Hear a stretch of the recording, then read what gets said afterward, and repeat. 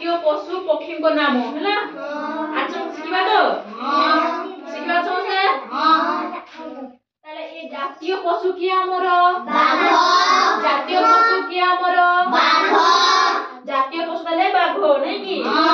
ଜାତୀୟ ପକ୍ଷୀ କିଏ ଆମର ମୟୂର। ଜାତୀୟ ପକ୍ଷୀ କିଏ ଆମର ମୟୂର। ଦେଖିଛ ସମସ୍ତେ ମୟୂର ଦେଖିଛ। ଦେଖିଛ ତ କଳା ମେଘ ଦେଖିଲେ ମୟୂର ନାଚେ ନାଇଁ କି। ବର୍ଷା ହବା ଆଗରୁ କଳା ମେଘ ଆସେ ଆକାଶରେ ନାଇଁ କି। ତାହେଲେ ମୟୂର ନାଚେ ହେଲା। ଜାତୀୟ ପତାକା ଦେଖିଛ ସମସ୍ତେ ଆମର ତିରଙ୍ଗା ପତାକା ନାଇଁ କି। ପତାକା ଦେଖିଛ ସମସ୍ତେ। ଆମେ ପତାକା ଉତ୍ତୋଳନ କରୁ କି ନାହିଁ। ଜାନୁଆରୀ 26 ଥରେ କରୁ, ଅଗଷ୍ଟ 15 ଥରେ କରୁ ନାଇଁ କି। ସମସ୍ତେ ନୂଆ ଡ୍ରେସ ସବୁ ଭଲ ସ୍କୁଲ ଡ୍ରେସ ସଫା ସୁତରା ହେଇକିରି ସମସ୍ତେ ସ୍କୁଲ ଆସ ପତାକା ନେଇକିରି ନାଇଁ କି। ତାପରେ ସମସ୍ତେ ପତାକା ଧରିକିନା ଗାଁ ବୁଲୁ ଆମେ ନାଇଁ କି। ବୁଲୁ କି ନାହିଁ। ଜାତିର ପିତା ଆମର ଇଏ ନାଇଁ କି। ଜାତିର ପିତା କିଏ ମହାତ୍ମା ଗାନ୍ଧୀ। ଜାତିର ପିତା ଆମର ଲଭଲି ମହାତ୍ମା ଗାନ୍ଧୀ। ଗଛ ସମସ୍ତେ ଦେଖିଛ ନା। ସମସ୍ତେ ଗଛ ଦେଖିଛ ତ। ଆମ ଜାତୀୟ ଗଛ ଅଛି ଗୋଟେ। ଜାତୀୟ ଗଛ କିଏ ବରଗଛ। ବରଗଛ ଦେଖିଛ ନା। ଆମ ସ୍କୁଲ ସାମ୍ନାରେ ଅଛି ବରଗଛ ନାଇଁ କି। ସେ ବାହାରେ ଅଛି ତ ସେ ଆମ ଜାତୀୟ ଗଛ ନାଇଁ କି। ସମସ୍ତେ ଫୁଲ ଦେଖିଛ ନା। ମନ୍ଦାର ଫୁଲ ଦେଖିଛ ସମସ୍ତେ। ସମସ୍ତେ ମନ୍ଦାର ଫୁଲ ଦେଖିଛ।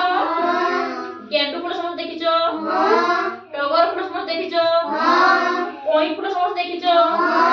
ଦେଖିଛ ତ। ଆମ ଜାତୀୟ ଫୁଲ ଗୋଟେ ଅଛି ହେଲା। ଜାତୀୟ ଫୁଲ ଆମର ପଦ୍ମ। ପଦ୍ମ ଫୁଲ ଲଭଲି। ଜାତୀୟ ଫୁଲ ପଦ୍ମ ଫୁଲ। ପଦ୍ମ ଫୁଲ ହେଲା। ଆମର ସମସ୍ତେ ଫଳ ଖାଇଛ ନା। ସେଉ ଖାଉଛ ନା ସମସ୍ତେ। ଆମ୍ବ ଖାଇଛ ନା। ଡାଳିମ୍ବ ଖାଇଛ ନା। କମଳା ଖାଇଛ ନା। ଲେମ୍ବୁ ସମସ୍ତେ ଖାଇଛ। ଲେମ୍ବୁ କେମିତି ଲାଗେ ଖଟା ଲାଗେ। ସେଉ ଖାଇଛ ନା ସମସ୍ତେ। କେମିତି ଲାଗେ ସେଉ ଆମ୍ବ ଖାଇଛ ନା ସମସ୍ତେ। କେମିତି ଲାଗେ ଆମ ଜାତୀୟ ଫଳ ହଉଛି ଆମ୍ବ। ଜାତୀୟ ଫଳ ଆମ୍ବ। ସମସ୍ତେ ଆମ୍ବ ଖାଇଛ ତ। ଆମ୍ବ ପାଚିଲେ ମିଠା ଲାଗେ, କଞ୍ଚା ଥିଲେ କେମିତି ଲାଗେ ଖଟା ଲାଗେ। ଖଟା ଭଲ ଲାଗେ କି। ଆଉ କଣ ଖଟା ଲାଗେ। ତେନ୍ତୁଳି ସମସ୍ତେ ଖାଇଛ ନା। ଫଳ ହଉଛି ଆମ୍ବ। ଜାତୀୟ ଫୁଲ ପଦ୍ମ ଫୁଲ। ଜାତୀୟ ଗଛ ବରଗଛ। ଜାତିର ପିତା ମହାତ୍ମା ଗାନ୍ଧୀ। ଜାତୀୟ ପତାକା ଜାତୀୟ ପକ୍ଷୀ ମୟୂର। ଜାତୀୟ ପଶୁ ବାଘ। ବାଘ ଦେଖିଛ ତ। କେତୋଟି ଗୋଡ଼ ଅଛି ଗଣି କୁହ ନା।